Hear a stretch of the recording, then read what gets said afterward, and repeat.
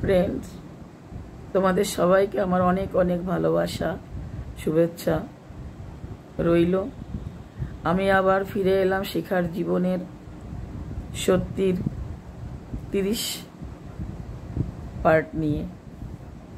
যেটা বলছিলাম যে লেখাপড়া তো জীবনে আর হলো না, পারলাম না, ভীষণ কষ্ট হয়েছে।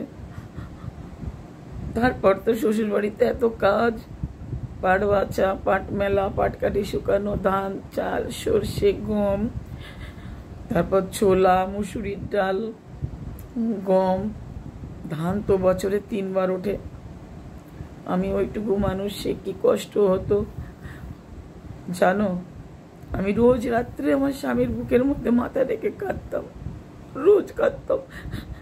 আমি শুধু বলতাম, সোনা তুমি আমাকে বাঁচাও, তুমি বাইরে যাও, কোথাও গিয়ে একটা কাজ করো, কিছু করো, আমাকে এখান থেকে নিয়ে যাও, নইলে যে আমি মরে যাব। আমি তো জীবনে এত কাজ করিনি, আর আমার এত ছোট বয়সে আজ অনেক অভাব করি। তোমাদের বাড়ি দুটো ভাত খেয়ে কাপড় পরে ভালো থাকবো জন্য আজ আমার বাবা তোমাকে বিয়ে দিয়ে দিয়েছে।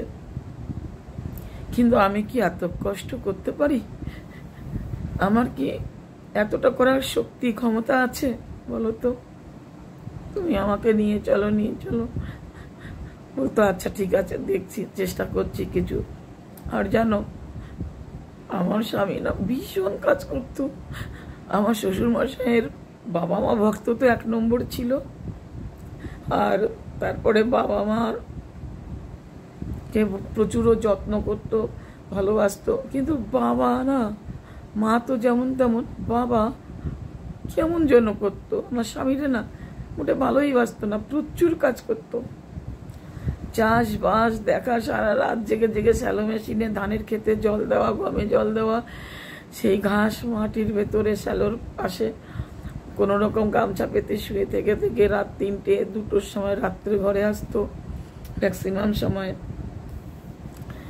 তারপরে হাল জুততো, নিজেদের বয়েল ছিল বলেছি, 50 বিঘা জমির মালিক, বোঝো তো নিজেদের সবই থাকে। তো চাষবাস করতো, হ্যাঁ, কত বাবার একটা জোন মানে মজদুরি নেবার পয়সাটা বাঁচিয়ে দিত। তাছাড়া আমার স্বামী চাকরি বাকরি করতো না, উনি তো ঘরে তা নিজের জমিতেই তো দেখাশোনা করবে, যাতে নিজেদের ফসল আবাদ সব কিছু করতে গিয়ে একটা মানুষের খরচা না দিতে লাগে, নিজেরাই করতো। বাবাও টুকটাক করতো, বাবার তো বয়স হয়েছে, বাবা জমির পাশে আলের পাশে বসে থাকতো, দেখাশোনা করতো। তো আমি দেখতাম যে এত কিছু করেও আমার বরকে না একটু ভালোবাসতো না, কেমন যেন করতো, যেন আমাদের অন্যের ছেলে, ওনার ছেলে না। আমি আমার স্বামীকে জিজ্ঞেস করতাম যে শোনা, তোমাকে এরকম কেন করে? বাবা তুমি তো সারাদিন খাটো, কত খাটাখাটনি করো, কত কষ্ট করো, সব সময় বাড়ির জন্যে ভাবো, তাহলে কেন এরকম করে? বলে আমিও বুঝি না শিখা, কেন এটা করে।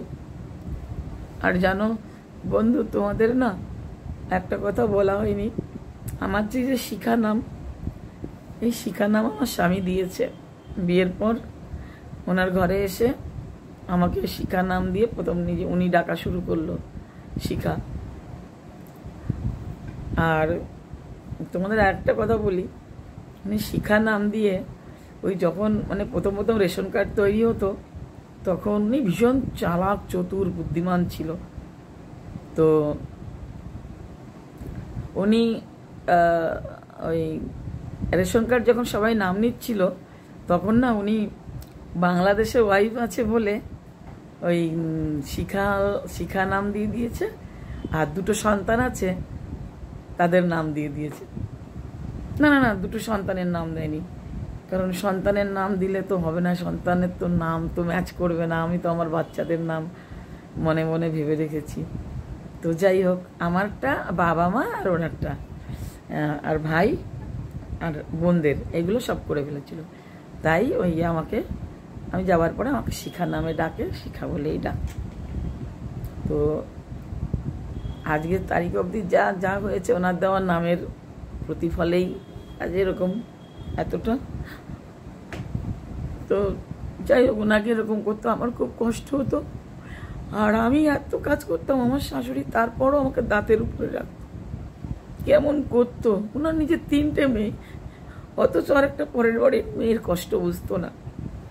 আচ্ছা, পরের বাড়ির মেয়েরা কি মেয়ে হয় না? তারা কি কোনো মায়ের পেটে জন্ম হয় না নাকি গো? নাকি তারা ফালতু রাস্তাঘাটের থেকে কুড়িয়ে আনে? তারা নিজেরা আদর করে সম্মান দিয়ে আনবে, তারপর একটু ভালোবাসা দিতে পয়সা লাগে? লাগে না তো। তাও কেন কেন শাশুড়িরা একটু মাকে মানে বৌমাকে ভালোবাসে না? তো যাই হোক, এমনি করে তো দিন কাটতে থাকলো। আমার স্বামীর প্রতি আমার কষ্ট হয়, আর আমি ওইরকম রোজ রাত্রে কাঁদি। লেখাপড়া হলো না, তা নিয়েও কান্নাকাটি করি। আমি অপেক্ষা করছিলাম যে 1 বছর পর যদি ভর্তি করে, তাহলে আমি তখন আবার পড়বো। মনের বিশাল জোর, পড়াশোনা করবই আমি। তো পারিনি। এরকম করতে করতে আরো ধরো 1 বছর কেটে গেল। 1 বছর কেটে গেল, বিয়ে হয়েছে। এবার যত পুরনো হচ্ছি তত আমার উপরে আরো কাজের চাপ। জানো, ওই চৈত্র বৈশাখ মাসে যে আইরেট চাষ বলে, ধান, ওখানে 100-200 মন ধান উঠতো বোঝো। তা ওই ধান না, মানে আমার স্বামী, আমার শ্বশুর মশাই বা দেওর কেউ এভাবে করে না, ওরা গরুর গাড়ি ভরে ভরে আনতো। আর ওদের না একটা ধান ঝাড়া মেশিন ছিল, পা দিয়ে কন্টিনিউ এরকম এরকম করতে হতো। আর একটা গোল চাকা এরকম তার বাঁধা বাঁধা একটা ধান ঝাড়া মেশিন। হ্যাঁ, একটা ধান ঝাড়া মেশিন ওনারা কিনেছিল, কারণ অত ধান পিটিয়ে পারা যায় না, মেশিন ছাড়া মেশিনে ধান ঝাড়তো। তো জানো, আমাকে এই সব কাজ করতে দিয়ে আমার শাশুড়ি মা রান্নাঘরে ঢুকতো, আর এক এক গাড়ি ধান আস্তে আস্তে আর এক গাড়ি এক গাড়ি ধান আস্তে আস্তে আর এক গাড়ি আমি ঝেড়ে ফেলতাম।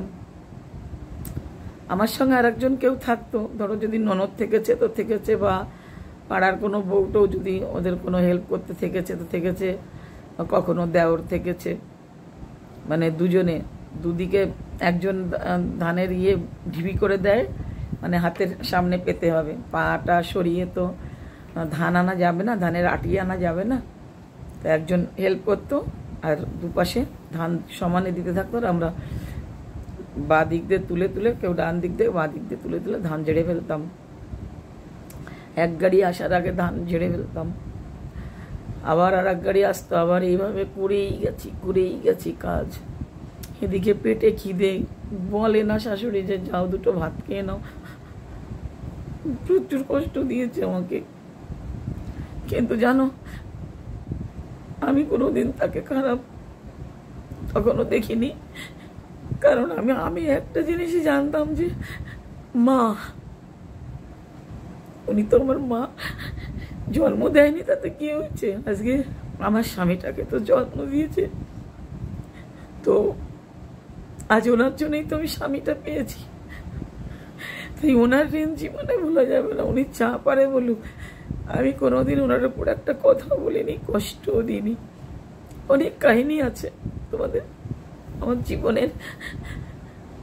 জীবনের সত্যি শেষ হতে হতে অনেক দেরি, আর অনেক কষ্টের কথা আছে। ওনার তো নিজের 3টে মেয়ে, 2টো ছেলে, কিন্তু শেষ পর্যন্ত ওনাকে কেউ দেখেনি, দেখেছি শুধু আমি। সব কিছু দিয়ে আমি দেখেছি, পরে বলছি পরপর। তো যাই হোক, এরকম করে কষ্ট দিত। একবার বলতো না 2টো খেয়ে নাও, তো সেদিকে পেটে জ্বালা খিদার, আর একদিকে কাজ করে যাচ্ছে। তারপর আবার সেই ধানগুলিকে আবার মেশিন সরিয়ে হাওয়ায় ওড়াতাম, কুলো দিয়ে ধান ওড়ায়, পাশে বললাম না বাউড় নদী, ওই ইছামতি নদীর শাখা ছিল, বাউড় বলে। ওই আমাদের জমির সীমানা শেষ, আর ওইদিকে নদী, ওখান থেকে সুন্দর ঠান্ডা হাওয়া আসতো, জলের উপর দিয়ে যে হাওয়াটা আসতো ভালো, বেশ ঠান্ডা, গাছের তলায় বসলে খুব ভালো লাগতো হাওয়াটা। তো আবার সেই ধান আমি হাওয়ায় কুলোয় করে করে করে করে হাওয়ায় উড়াতাম। বন্ধু 10 মিনিট হয়ে গেছে। আমি বেশি লম্বা ভিডিও করতে চাই না, আমি একটু ছোট ছোট, যাতে আমি ভাবি আমার বন্ধুদের একটু দেখতে সুবিধা হয়, শুনতে সুবিধা হয়। তাও 10 মিনিট হয়ে গেল। আচ্ছা, আমি 31 পর্বে আমি এর পরের পার্ট নিয়ে আসছি। আজ এই অবধি। তোমরা সবাই ভালো থেকো, খুব ভালো থেকো, প্লিজ আমার পাশে থেকো। বাই।